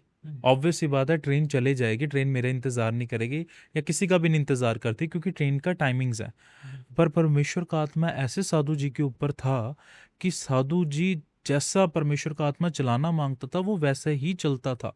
प्रभु का आत्मा इस रीति स्पर्श करता था साधु जी के ऊपर। मतलब वो ट्रेन, अच्छी भली ट्रेन जिसमें कोई कमी नहीं, पीछे से चलती आ रही है, आगे की तरफ जानी थी, प्रभु ने उसको वहीं जाम कर दिया। ये कहते हैं कि प्रभु के दूत ने उसे रोक के रखा वहाँ पे, बिल्कुल बिल्कुल है ना, बिल्कुल, क्योंकि है प्रभु ना। अद्भुत काम करने वाला बिल्कुल था। ऑब्वियस सी बात है। और जब साधु जी ने जैसे ही पैर रखा और फिर से वो ट्रेन चल पड़ी। वाह, प्रेज गॉड। और मतलब जो चीज़ हम सोच भी नहीं सकते कि ऐसा हो सकता है, वो भी साधु सुंदर सिंह जी की लाइफ में ऐसे ऐसे किस्से हुए। मतलब एक कहते हैं कि हम डिवाइन, जिसे बोलते हैं divine connection with the God, Sadhu ji का ऐसा कुछ कनेक्शन था परमेश्वर के साथ कि दिखता था। अमेरिका में जब सुंदर सिंह जी गए, वहाँ पर जाके साधु जी ने जब प्रचार करा, एक 3 साल की बच्ची खड़ी हुई उनके प्रचार में, कहने लगी, कहती mom he looks like Jesus. Oh वाह। कहती मम्मी ये यीशु की तरह दिखता है। तो हमारे जीवन से आज यीशु की रिफ्लेक्शन, यीशु की खुशबू हमारे जीवन से आनी चाहिए। एंड आई थिंक साधु जी ने बहुत हद तक ऐसी लाइफ जी है कि वाकई ही उनके जीवन से यीशु झलकते थे। लोग देखते ही सुंदर सिंह जी, उनके जीवन से एक यीशु की अच्छी सुगंध, एक अच्छी खुशबू उनके जीवन से दूसरे लोगों को आती थी। कुल कितनी वैसे कंट्रीज विजिट की साधु सुंदर सिंह साधु जी जी ने? ने ऑलमोस्ट एशियन कंट्रीज तो सारी करी हैं, साउथ कोरिया, जापान, अमेरिका भी गए हैं, इंग्लैंड भी गए हैं, और Thailand, Malaysia, Singapore, Russia, Switzerland, Germany और लगभग कहा जाता है 15 से 20 कंट्रीज़ तो विज़िट करी हैं। क्योंकि उस समय जहाज़ चलते थे समुद्र में, उसके राही वो जाया करते थे। कैसे फिर वो, जैसे कि आपने अभी बताया कि उनके पास ट्रेन का किराया खर्चने के लिए पैसे नहीं थे, तो फिर वो ये कैसे संभव हो पाता था? वो इस तरीके से संभव होता था कि साधु जी जहाँ कहीं साधु जी को इनवाइट किया जाता था प्रचार के लिए, जब वो वहाँ से ऑफरिंग देते थे, साधु जी उतने के पैसे लेते थे जितना कि उनको अगला किराया चाहिए। जैसे कई कई जगह पे, मतलब ये नहीं था कि हर जगह ही सुंदर सिंह की जी की मीटिंग्स होती थी, क्योंकि लोग इतना जानते नहीं थे। तो वो जितना के पैसे उनकी ज़रूरत होती थी वो उतनी पैसे लेते थे और लेके वो अगले डेस्टिनेशन पे पहुंच जाते थे, और फिर वहाँ से जो भी कोई मदद होती थी आर्थिक रीति से, वो वहाँ से उतनी लेके फिर वो अगले डेस्टिनेशन तक पहुंच जाते। मतलब उन्होंने कुछ खास बटोरा नहीं, पर वो परमेश्वर की सेवकाई के लिए जितना ज़रूरत थी सिर्फ उतना के ही लेके आगे चल दिया करते थे। तो इस राही वो कर लेते थे, अपना ट्रैवल को मैनेज कर लेते थे। और परमेश्वर का रूह, मैं ये समझता हूँ कि परमेश्वर का आत्मा उनके ऊपर था, तो उनको इस बात की कमी घटी कभी आती नहीं थी। और वो ज़्यादातर अगर वो हिमाचल की तरफ जाते थे, वहाँ तो ज़्यादा पैदल ही यात्रा होती थी, गांव से गांव, नगर से नगर। वो हिमाचल में तो पैदल ही चलते थे उस समय, पर अगर विदेश जाना है तो वो इतना क उनके पास होता था, परमेश्वर का आत्मा उनको इतना प्रोवाइड कर देता था कि वो एक जगह से दूसरी जगह तक पहुँच जाएँ आराम से। क्या बात! अच्छा, उन्होंने अपना ज़्यादातर समय सेवा में बिताया। एक बार उन्होंने जब घर छोड़ा फिर वो कभी वापस नहीं आए। एक बार उन्होंने घर छोड़ा, 2 दफ़ा वो वापस आए थे। अच्छा। एक दफ़ा आए थे, अपने घर आए थे, 1 रात रुके थे। तो फैमिली का उस समय कुछ ख़ास अच्छा रिस्पॉन्स नहीं था साधु जी को लेके। उन्होंने देखा कि कुछ ख़ास अच्छा रिस्पॉन्स नहीं है, इसलिए वो 1 ही रात रुके और वो चल दिए। और दूसरी दफ़ा साधु जी फिर आए थे अपने घर, तब परमेश्वर के आत्मा ने उन्हें घर आने की बजाय इस गाँव में ही रखा, पर गाँव के बाहरली साइड। अच्छा। हाँ, आउटस्कर्ट्स में, गाँव की आउटस्कर्ट्स में रखा। वहाँ पर रह के उन्होंने प्रार्थना करी। प्रार्थना करके वहाँ फिर पे वो कहाँ पे रहे? गाँव के बाहर बहुत सारे खेत होते हैं। खेत के पास एक जगह बनी होती है जहाँ पर एक व्यक्ति सो सकता है। क्योंकि अक्सर जो साधु जी को इस बारे में अच्छे से पता था, क्योंकि उनका जो ख़ास जो प्राइमरी उनका घर का रोज़गार था वो इसी रीति वो खेती था। तो वो जब अपना खेती करते थे तो वहाँ पर कोई ना कोई रात को रहा करता था, खेतों की रखवाली के लिए, या कुछ दाना डाला है उसकी रखवाली के लिए, या कुछ सामान पड़ा है। तो उनको इस बारे में पता था, तो उनको ये भी पता था मैं कहाँ रह सकता हूँ। तो वहाँ पर रह के बारों बार, तो वो बाहर से बाहर ही चले गए प्रार्थना करके। पर दूसरी दफ़ा वो फिर घर नहीं आए थे, पर गाँव ज़रूर आए थे। तो ये बातें जो अभी आप मेरे को बता रहे हो, इसकी पूरा वेरवा किसी किताब में है या देखिए, पर्टिकुलर किसी भी किताब में नहीं है। ये अब जैसे जो गाँव वाली बातें हैं ये ये, अजम्पशंस हैं? नहीं, नहीं, जो गाँव वाली बातें हैं, ये हमें गाँव के लोगों ने बताई हैं जब हम आए थे। अच्छा। जो गाँव वाली बातें हैं, क्योंकि उस समय भी बहुत सारे बुजुर्ग थे। 1998 में भी थे, 1999 में थे, जो उस समय में साधु जी के पिता से मिले थे। कुछ बुजुर्ग थे, और कुछ बुजुर्ग ऐसे थे जिन्होंने अपने पिता से सुना था साधु जी के बारे में, कि ऐसे सुंदर सिंह करके। अभी क्या होता है, बहुत सारे लोग जो यहाँ से, इस गांव के जो लोग हैं, इस कम्युनिटी के बेसिकली जो लोग हैं, सिख कम्युनिटी के, जब वो फॉरेन में जाते हैं तो यूजुअली होता है कि हमारे, जब वो स्टोर्स पे या गैस स्टेशंस पे या किसी कंपनीज में काम करते हैं, तो वहाँ के अपने उनके कॉमन फ्रेंड्स कोई फॉरेनर्स या कोई और बन जाते हैं। तो जब वो यूजुअली है कि जब वो उधर के चर्चेज़ में जाते हैं या जस्ट एज़ अ विज़िट करने जाते हैं, तो वहाँ के जब पास्टर से इंटरेक्शन करते हैं, तो पास्टर उनको बताते हैं, या हम जानते हैं कि आपके भारत से एक व्यक्ति हुए हैं जो बहुत अच्छे थे, साधु सुंदर सिंह जिनका नाम है, उनको हम रिकॉग्नाइज़ करते हैं। तो हमारे गाँव में इनफैक्ट बहुत सारी फैमिलीज़ ऐसे हैं जिन्होंने साधु जी के बारे में विदेश में जाके जाना। वो यहाँ रह के नहीं जानते थे, पर जब वो विदेश गए, कुछ फॉरेनर से मुलाकात हुई, तो उन्होंने बताया, नहीं, हम एक सरदार व्यक्ति को जानते हैं जिन्होंने यीशु को अपना जीवन दिया। तो वो फिर उस बात से ज़्यादा प्रभावित हो गए थे। मैं एक किस्सा और बताना चाहूँगा। साधु जी के घर के पीछे ही एक घर था। वो अपना यहाँ से सब कुछ बेच के चले गए थे इस गाँव से, और वो कनाडा शिफ्ट, इंग्लैंड में शिफ्ट हो गए थे। और जब इंग्लैंड जाके वो किसी अपने एक फ्रेंड के थ्रू एक चर्च में गए, तो वहाँ के जब पास्टर से मिले, प्रीस्ट इंचार्ज से मिले, तो वो उनको बताने लगे कि हमने पढ़ा है पंजाब से एक अपोस्टल थे, साधु जी थे, जिन्होंने बड़ा अच्छा परमेश्वर को जीवन दिया, हमारा कभी मौका लगेगा तो हम ज़रूर विज़िट करेंगे। अब जब वो उन्होंने पंजाब कहा, तो उनके मन में भी जिज्ञासा हुई कि हम इसके बारे में जाने, ये कौन है, हम तो जानते नहीं।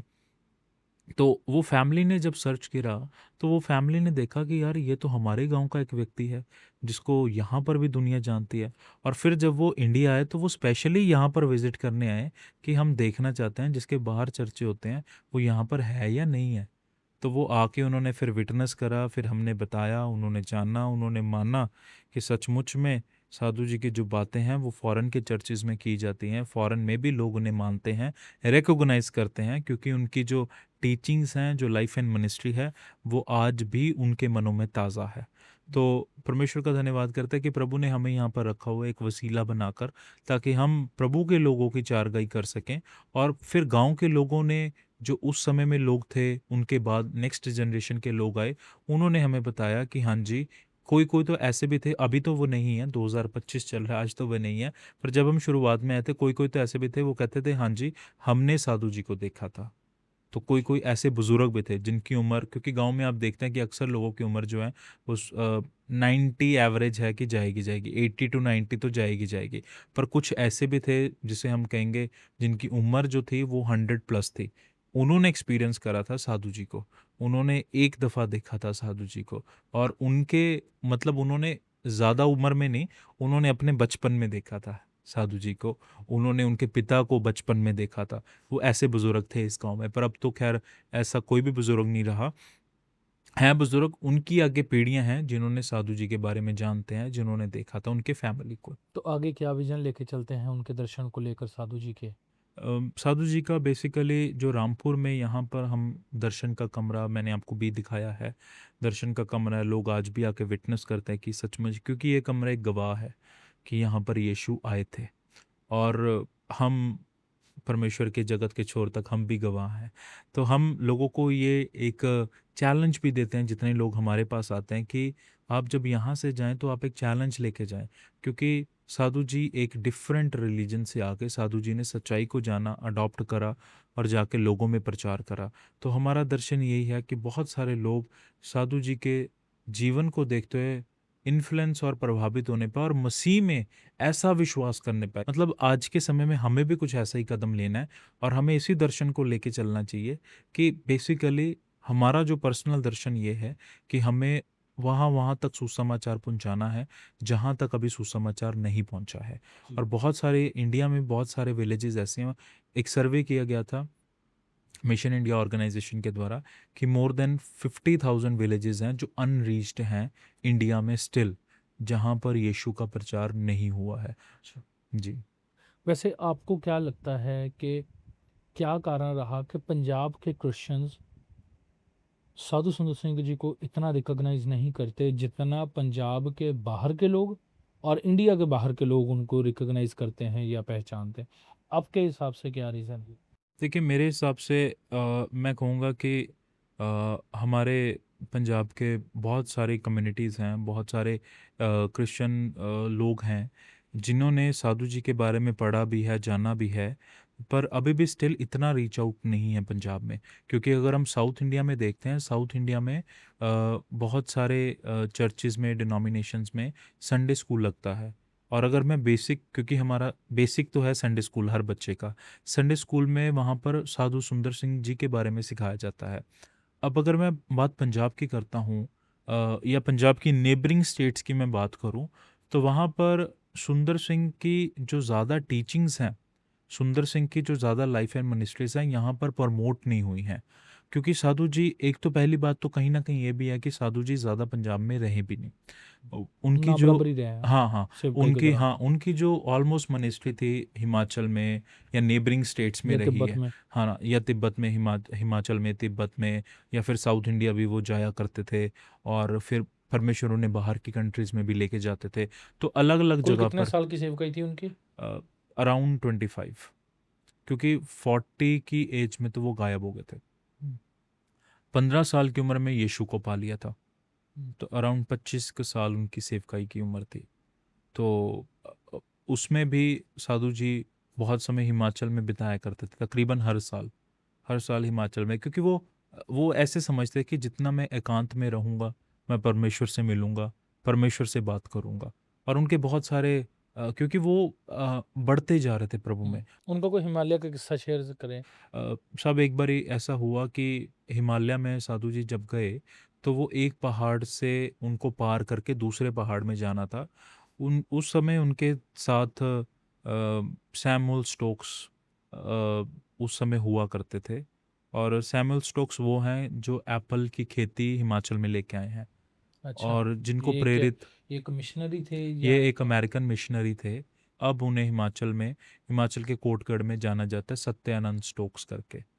और इन्होंने साधु जी ने इनको प्रेरित किया था, और साधु जी के साथ इन्होंने काफ़ी समय भी बिताया।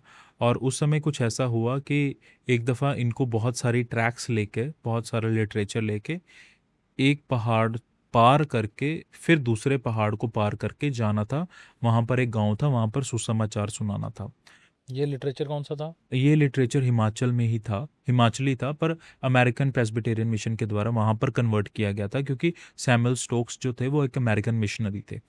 तो जब साधु जी वहाँ पर गए उस समय में, और क्योंकि साधु जी जो थे वो बहुत शरीर से बहुत कमज़ोर थे, क्योंकि ज़्यादातर वो प्रार्थना करते थे, उपवास करते थे, तो वो शरीर से बहुत कमज़ोर थे, बहुत पतले हुआ करते थे, वेरी थिन। तो साधु जी जब वहाँ पर पहाड़ पार करके चढ़े जा रहे थे, तो जब पहाड़ ऐसे उतरने लगे, तो साधु जी का पैर पत्थर में फंस गया।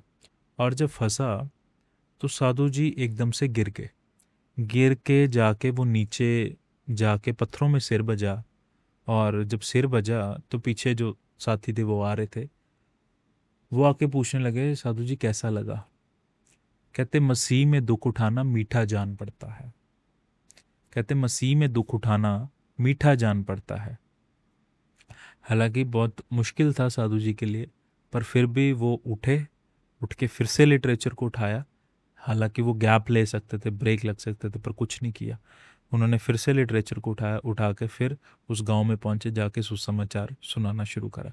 मतलब मैं इस बात को एड्रेस करना चाहता हूँ कि अभी ये किस किताब में रिटर्न है? एक्चुअली ये मेरे मेंटर हैं रेवरेंड डॉक्टर रिचर्ड हॉवल। ये उन्होंने बताया था, क्योंकि ही इज़ एक्चुअली वो खुद से एक ऑथर भी हैं, और खुद से बहुत सारी बुक्स भी उन्होंने पब्लिश करी हैं। तो वो सैमुअल स्टोक्स और साधु जी और रेवरेंड C.F. एंड्रयूज, इनकी बहुत सारी किताबें हैं, उनमें ये लिखा हुआ है उनके आपने बारे वैसे में। खुद साधु जी की कितनी किताबें पढ़ी हुई हैं? मैंने जो 7 बेसिक किताबें हैं साधु जी की वो ही पढ़ी हैं, और जो 7 बेसिक किताबें हैं जो ISPC के द्वारा पब्लिश हुई हैं वो पढ़ी हैं। और उन किताबों में बेसिकली साधु जी की जीवनी के ज़्यादा बारे में है, कन्वर्जन के बारे में ज़्यादा है, और साधु जी के जो जर्नीज़ हैं, जैसे कहाँ कहाँ गए, उनके बारे में ज़्यादा है। अच्छा, उनमें ये किस्सा नहीं लिखा हुआ किसी नहीं, किताब में? उनमें जो डिवाइन किस्से हैं ये इतने खास नहीं लिखे हुए हैं। ये जो बहुत सारे जो बाहर के फॉरेनर्स हैं, रेवरेंड C.F. एंड्रयूज हैं, जिनने मैक्सिमम ट्रांसलेशंस करी हैं, मैक्सिमम पब्लिकेशंस करी हैं, या कुछ साउथ इंडिया के लोग हैं, उनमें ये अलग अलग कॉन्टेक्स्ट में ये साधु जी के बारे में डिफाइन करा गया, क्योंकि हर पर्सन ने अपने अपने पर्सपेक्टिव से डिफरेंट रिसर्च करके लिखा हुआ है। उनकी वैसे सबसे पहली किताब कौन सी थी साधु जी की? साधु जी की जो सबसे पहली किताब थी, साधु जी की लाइफ एंड मिनिस्ट्री के ऊपर ही आई थी, जो कि रेवरेंड C.F. एंड्रयूज के द्वारा पब्लिश करी गई थी, सुंदर सिंह।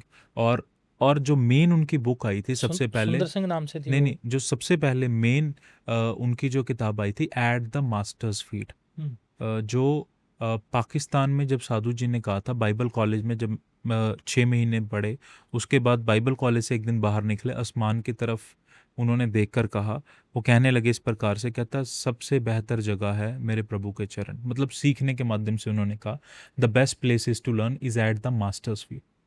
तो here comes the book of the title, at the master's feet. तो एट द मास्टर्स फीट जो बुक थी, वो साधु जी की जब सबसे पहले किताब आई, वो जब पब्लिश हुई, पब्लिश होने के बाद उसके बाद उनकी जीवनी के ऊपर बहुत सारी फिर किताबें आनी शुरू हो गई।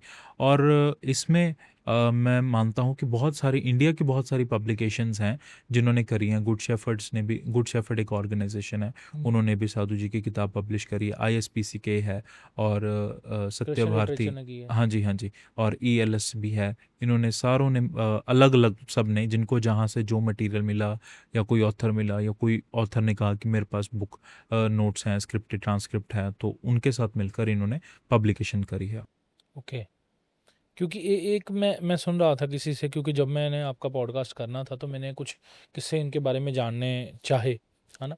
तो एक कुएं में गिरने का कोई किस्सा था जो कि इनकी मेरे ख्याल से किसी किताब में लिखा हुआ है। जी वो क्या थी वो बात, वो मेरे को समझा रहे थे, मैं समझ नहीं पाया उनकी, जी जी जी जी जी क्योंकि हम फ़ोन पे थे तो मैं। जी। एक दफ़ा ऐसा हुआ कि साधु जी तिब्बत में गए। तिब्बत में उस समय राजा हुआ करता था, और जब राजा था वहाँ पर, तो जब साधु जी वहाँ पर सुसमाचार सुना रहे थे, लोगों को बता रहे थे, इस रीति से हुआ कि वहाँ पर साधु जी को शुरू में उन्होंने देखा कि तिब्बत के लोग जो हैं वो ज़्यादा राजे का जो शासन लगता है उसकी अगुवाई में ही चलते हैं, उसके अलावा ये किसी की नहीं सुनेंगे। अब साधु जी को कोई मौका चाहिए था, और ना वो किसी से ज़्यादा बात करते थे, क्योंकि उस समय में क्या था, कोई कॉन्टेक्स्ट कुछ ऐसे था, क्योंकि जहाँ राज शासन होता है वहाँ पर लोग ज़्यादा, राजे ने जो ड्यूटीज़ लगाई होती है सबके कार्यकर्ताओं को, वो वही काम परफॉर्म करेंगे और सब पे वही निगाह रखेंगे, तो वो ज़्यादा लोग कॉमन वे में लोग किसी से इंटरेक्शन नहीं देते थे, और तिब्बतन खास तौर पे, तो वो ज़्यादा उस समय में उस बातों का ध्यान रखते। अब साधु जी वहाँ पर ऑब्जर्व करी जा रहे भी, यार कोई तो मेरी बात को सुने। तो साधु जी ने एक को रोका, वो निकल गया, दूसरे को रोका, निकल, क्योंकि डरते थे राजे के राज से, क्योंकि राजा कुछ भी खड़ा होकर सज़ा सुना देगा तो उनको तो सज़ा पड़ जाएगी। तो ये हुआ कि साधु जी ने वहाँ पर जब प्रचार सुनाना शुरू करा तो किसी ने नहीं सुना। तो साधु जी ने फिर प्रभु से कहा, तो फिर परमेश्वर ने उनको प्रेरित किया। साधु जी ने सबसे पहले तिब्बत के लोगों की कमज़ोरी को देखा। उन्होंने देखा कि यार तिब्बत के लोग ना नहाते ही नहीं है, मतलब कितने कितने साल तक नहाते नहीं, क्योंकि वहाँ पर ठंड ही इतनी होती है कि वो नहाते ही नहीं है तिब्बत के लोग। तो साधु जी ने उनकी वीकनेस पकड़ ली, और साधु जी ने क्या करा कि एक खुले मैदान में नहाना शुरू कर दिया। और जब नहाना शुरू करा तो साधु जी की जो 7वीं किताब है उसमें ये लिखा हुआ है, 7 पार्ट्स हैं उसकी, उनकी लाइफ के, तो उसमें ये लिखा हुआ है, जब साधु जी ने नहाना शुरू करा तो सारे लोग देखने लगे भी यार ये बंदे को क्या हो गया, भी ये ऐसे नहा रहा है, और वो भी खुले मैदान में। तो सारे अट्रैक्ट हो गए एकदम से। तो साधु जी ने देखा भी अब बात बन जाएगी, तो साधु जी ने फटाफट नहाना बंद करा, वस्त्र डाले, साधु जी ने वहाँ यीशु का प्रचार शुरू कर दिया। और जब यीशु का प्रचार शुरू करा तो बहुत सारे लोगों ने देखा भी ठीक है, भी ये व्यक्ति अच्छा कुछ बात समझा रहा है। अब बीच में कुछ ऐसे लोग भी थे जो राजे के मुखबरी थे, उन्होंने जाके राजा को बता दिया। जब राजा को बताया तो राजा सुन के दंग रह गया। तो राजा ने कहा कि उसे मेरे पास लाओ। तो जब साधु जी को राजे के आगे पेश करा गया तो राजा ने कहा भी तुम जो कर रहे हो भी ठीक नहीं है, भी हमारे शासन में तुम्हें हमारी इजाज़त लेनी चाहिए थी, पूछना चाहिए था भाई, अब तुम्हें इस बात की सजा होगी। तो साधु जी कुछ नहीं बोले, साधु जी जानते थे। तो उन्होंने साधु जी को क्या करा, एक मैट होता है बड़ा सारा, उस समय में अलग तरीके का था, उसमें रोल करके साधु जी टाट को, में बोल सकते हैं। हाँ टाट में, तो उसमें साधु जी को रोल करके उन्होंने पहले तो खंजर मारे, अच्छा। चाकू मारे। मारने के बाद फिर राजा ने कहा कि नहीं यार इसको ऐसे नहीं छोड़ना, ये तो फिर ठीक हो जाएगा, और होने के बाद ये फिर वही काम करेगा, इसको कुएं में बंद करो। फिर उसने हुक्म जारी किया कि इस व्यक्ति को कुएं में बंद किया जाए। तो वो कहते ठीक है। तो उन्होंने क्या करा, उठा के जितने उसके राजे के सेवादार थे उन्होंने उस साधु जी को उठा के कुएं में फेंक दिया। और उस समय क्या था कि कुएं का दरवाज़ा हुआ करता था, और पानी भी लोग पूछ के निकालते थे उस समय में जो होता था, क्योंकि वो राजा का सारा शासन था। पर वो जो कुएं जिसमें साधु जी को डाला गया था वहाँ वो खाली था। तो उसमें जब डाल दिया गया तो ऊपर से उसका दरवाज़ा था, दरवाजे को ताला लगता था।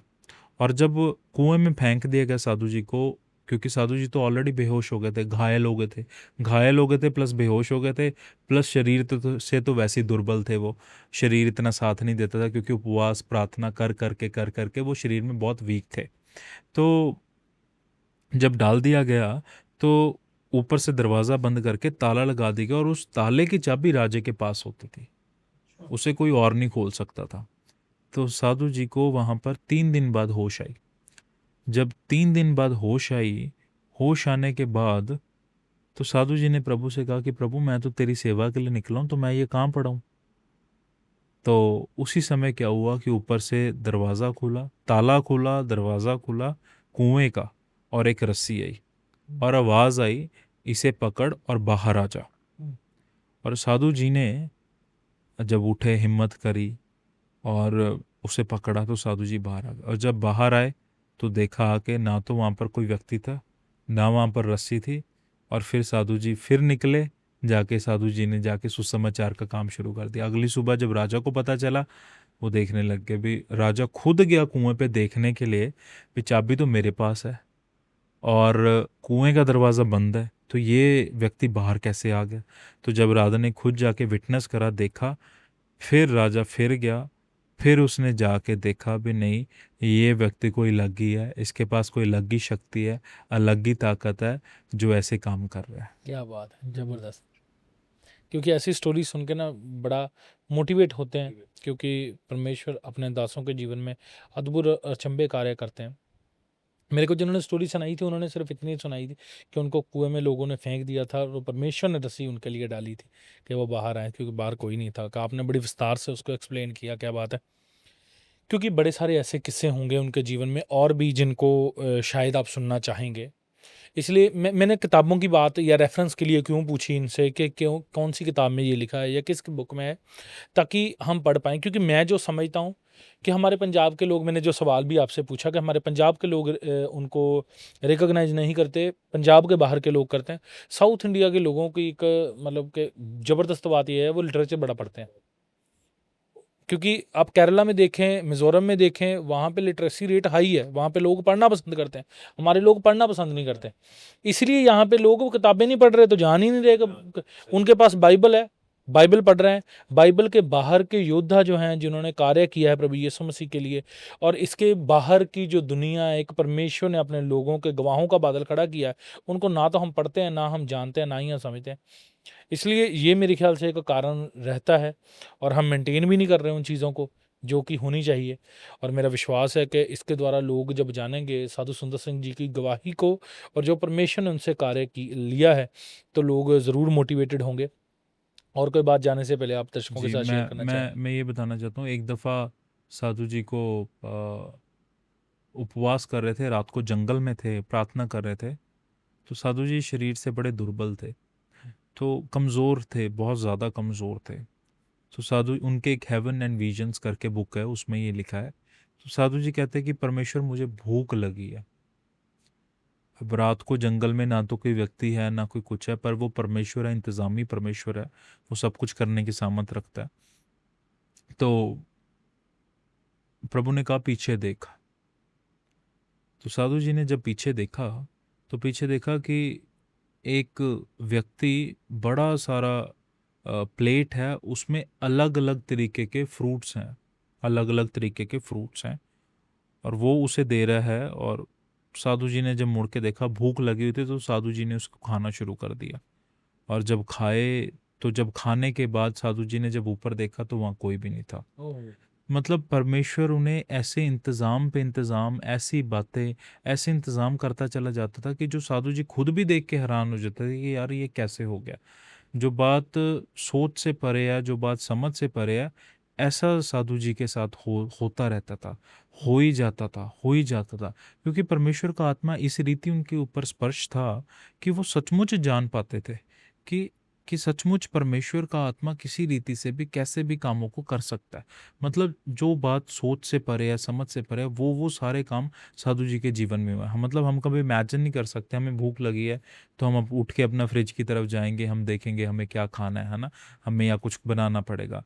पर साधु जी के लिए अलग ही था, परमेश्वर के रास्ते उनके लिए अलग ही थे, और प्रभु खुद उनके लिए ऐसा इंतज़ाम करते थे बेहतर कि जो साधु जी भी देख के हैरान हो जाते थे। तो आज हमारा भी कुछ ऐसा अगर कनेक्शन परमेश्वर के साथ होगा तो हमारे इंतज़ाम परमेश्वर की ओर से हो जाते हैं, है ना? बस हमें यही ईमान रखना है कि हमारे इंतज़ाम ऐसे हों कि परमेश्वर की ओर से हों। हमें हमें किसी व्यक्ति का, साधु जी ने कभी अपनी लाइफ में किसी व्यक्ति का सहारा नहीं लिया, है ना?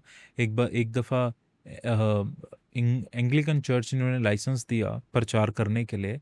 कहते हैं हम आपको लाइसेंस देते हैं, आप जहाँ कहीं जाओगे आपको प्रचार करना आसान होएगा, आपको कोई रोकेगा नहीं। तो साधु जी ने उस समय वो लाइसेंस ले तो लिया प्रीचिंग का, पास्टर का, पर लाइसेंस लेके साधु जी ने वो वापस कर दिया। कहते इस लाइसेंस के द्वारा मैं बाउंड हो जाऊंगा परमेश्वर की सेवकाई के साथ। मैं परमेश्वर का आज़ाद परिंदा हूँ, तो मुझे परमेश्वर का आत्मा जहाँ लेके जाएगा मैंने वहाँ सुसमाचार की सेवकाई कर देनी है।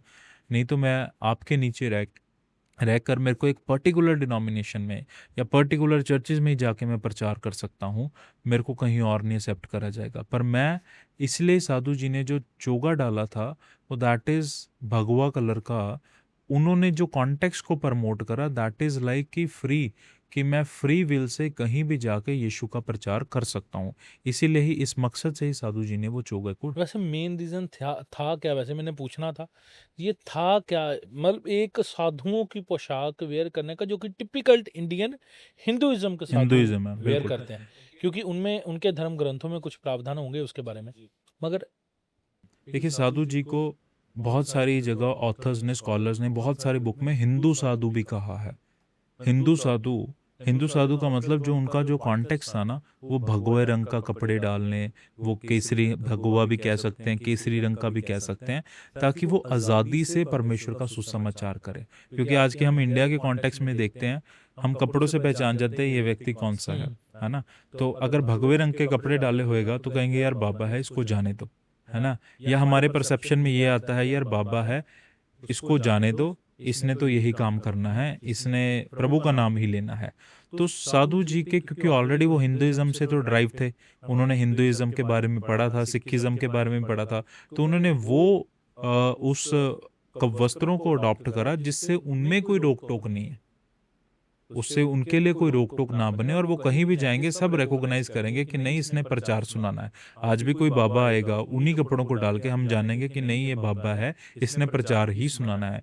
इसलिए साधु जी ने उन कपड़ों को अडॉप्ट करा ताकि उनको कोई रोके ना। क्या किसी किताब में इसके बारे में स्पेसिफिक उन्होंने बताया?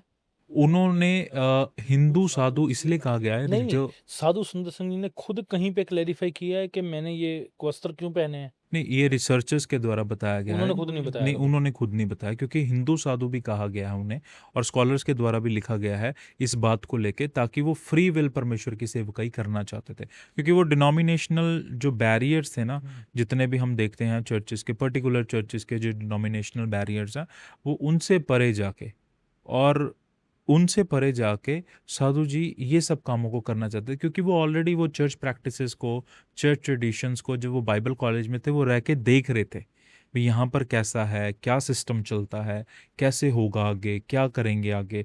तो वो ऑलरेडी उन सारे पैरामीटर्स से गो थ्रू हो चुके थे। इसलिए ही फिर साधु जी ने इस पहरावे को अडॉप्ट करा कि नहीं मुझे ये करना चाहिए। मतलब उन्होंने खुद क्लैरिटी कभी नहीं उन्होंने दी। खुद क्लैरिटी एज सच नहीं दी है, बट ये अनुमान लगाया जाता है क्योंकि वो ऑलरेडी उस सब पैरामीटर्स से गो थ्रू साधु थे। बिब्लिकल वर्ड है?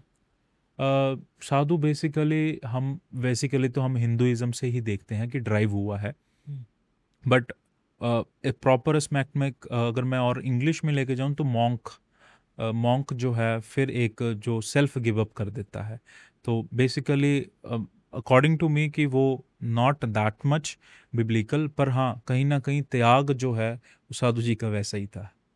क्यों उन्होंने ये, वैसे साधु शब्द उनका खुद का डिक्लेयर्ड था या लोगों ने उनको कहना शुरू? लोगों ने डिक्लेयर करा। ये कौन लोग थे? ये बेसिकली जो रेवरेंड C.F. एंड्रूज थे, या और उस समय में जो ऑथर्स आए थे, क्योंकि उन्होंने उनके लाइफस्टाइल को देखा। आज के समय में हम बहुत सारी चीज़ें देखते हैं जो हमारे इंडिया में बेसिकली बहुत से जो चीज़ें हैं वो फॉरेनर्स के ही द्वारा डेवलप है।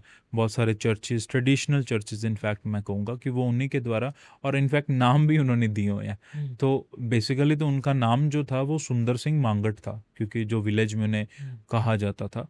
तो उसके बाद पर जो जीवन उन्होंने व्यतीत करा, सारी बातों को छोड़ के उनके कैरेक्टर के अकॉर्डिंग उनके नाम के आगे साधु लगा।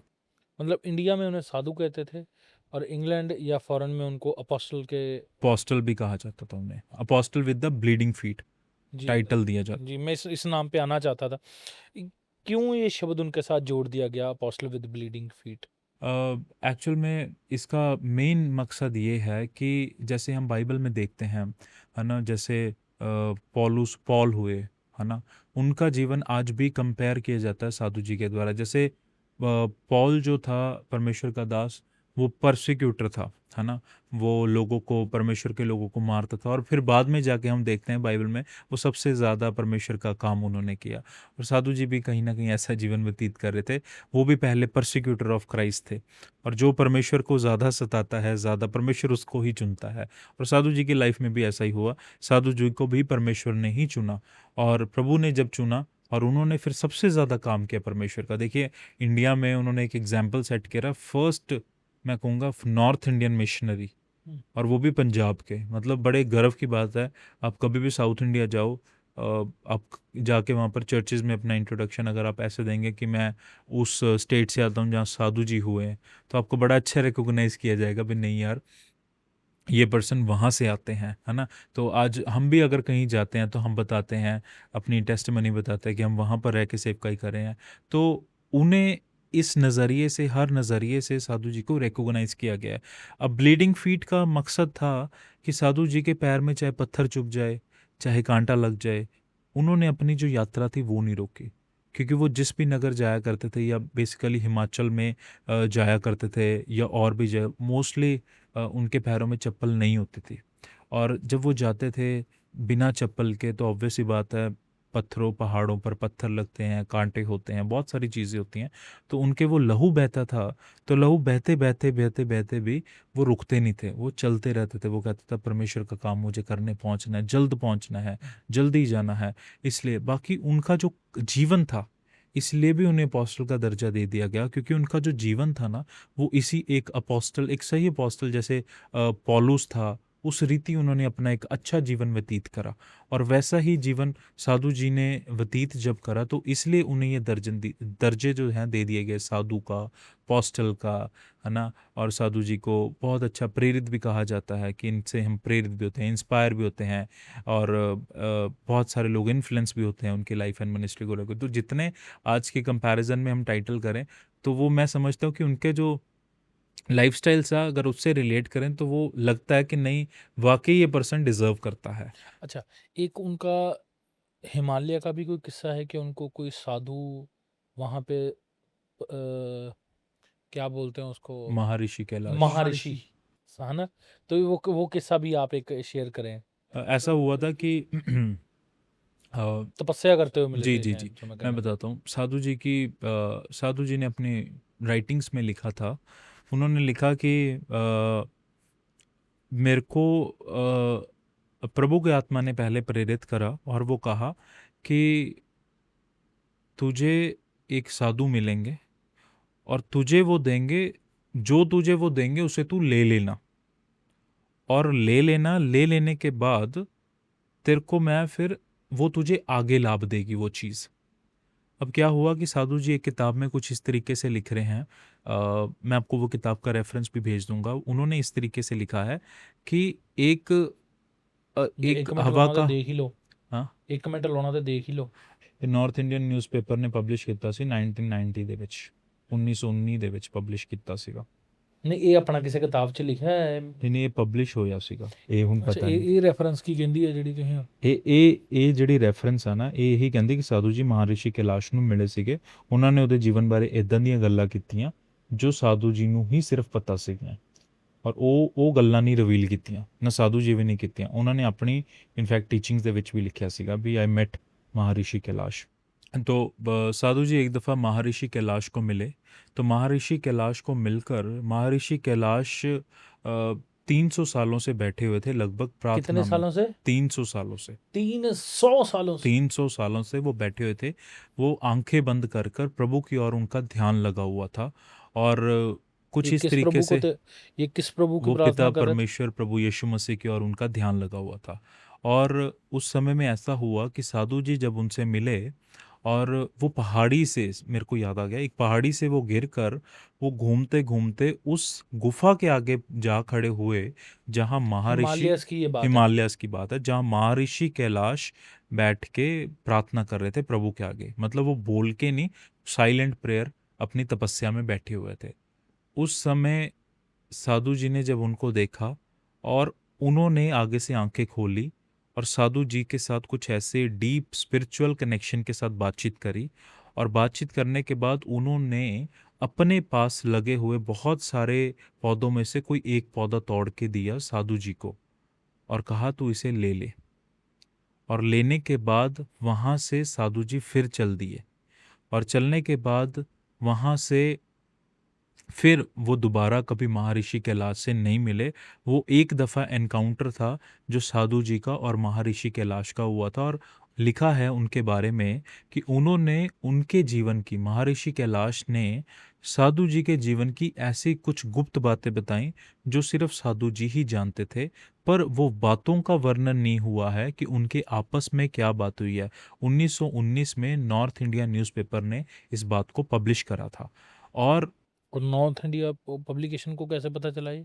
नॉर्थ इंडिया न्यूज़पेपर एक पब्लिकेशन उस समय थी और जो रिसर्चर थे उन्होंने आगे रिसर्चर से ये एविडेंसेस को लिया था। और ये 1919 में पब्लिश हुई थी। ये नहीं, ये आर्टिकल पब्लिश हुआ। आर्टिकल उनको कैसे पता चला कि वो मिला है? अब ये नॉर्थ इंडियन न्यूज़पेपर वालों को पता होगा। नहीं मतलब अच्छा, ये किसी को नहीं पता। एक नहीं पता। ओके। हाँ, एक बार पब्लिश हुई। तो क्या दिया गया था उनको? वो क्या था पौधा? कुछ इसके वो बारे में लिखा नहीं, है? इसके बारे में भी नहीं कुछ पता वो क्या दिया था। अच्छा, मगर कुछ किस्से अनफोल्ड से हैं। हाँ, वो ऐसे ही हैं कुछ, क्योंकि वो हाँ, उनके एक बुक है हेवन एंड विजन्स करके, उसमें भी बहुत सारी कुछ बातें ऐसी हैं जो कि इजीली समझ नहीं आएंगी। अनक्लियर सी हैं। हाँ, अनक्लियर से वो इजीली समझ में नहीं आएंगी। क्योंकि वो अब वो ऐसे कुछ माना जाता है, बहुत सारे लोग उससे कुछ सेटिस्फाइड भी हैं, कुछ नहीं भी सेटिस्फाइड। क्योंकि वो साधु जी ने कुछ इस रीति लिखी हैं कि परमेश्वर ने उनसे ऐसे बात करी है और प्रभु ने उनको ये दिखाया है। पर वो जो बात है, बहुत सारे लोग आज के समय में उससे सेटिस्फाइड भी होते हैं और कुछ नहीं भी होते हैं, क्योंकि वो कहते हैं कि ये हो नहीं सकता है। पर अब साधु जी लिखते हैं हेवन एंड विजन्स के बुक, जो साधु जी के खुद के एक्सपीरियंसेस हैं, क्लोज एक्सपीरियंसेस हैं, तो वो कुछ डिफरेंट हो सकता है। पर अभी ये सिर्फ माना जाता है कि ये साधु जी के साथ हुआ है, जो उन्होंने उनकी खुद की हैंड रिटन की बुक है। पर फिर भी कुछ लोग उस पर सेटिस्फाइड होते हैं, कुछ नहीं भी होते हैं। क्योंकि हर एक बंदे का हर एक बात के लिए अपना अपना अपना परसेप्शन है जी। जाने से पहले दर्शकों को क्या कहना चाहेंगे, फिर जी क्लोज करें इस पॉडकास्ट को? जी, मैं ये कहना चाहूँगा कि जहाँ पर हम रह रहे हैं, साधु सुंदर सिंह की जगह है।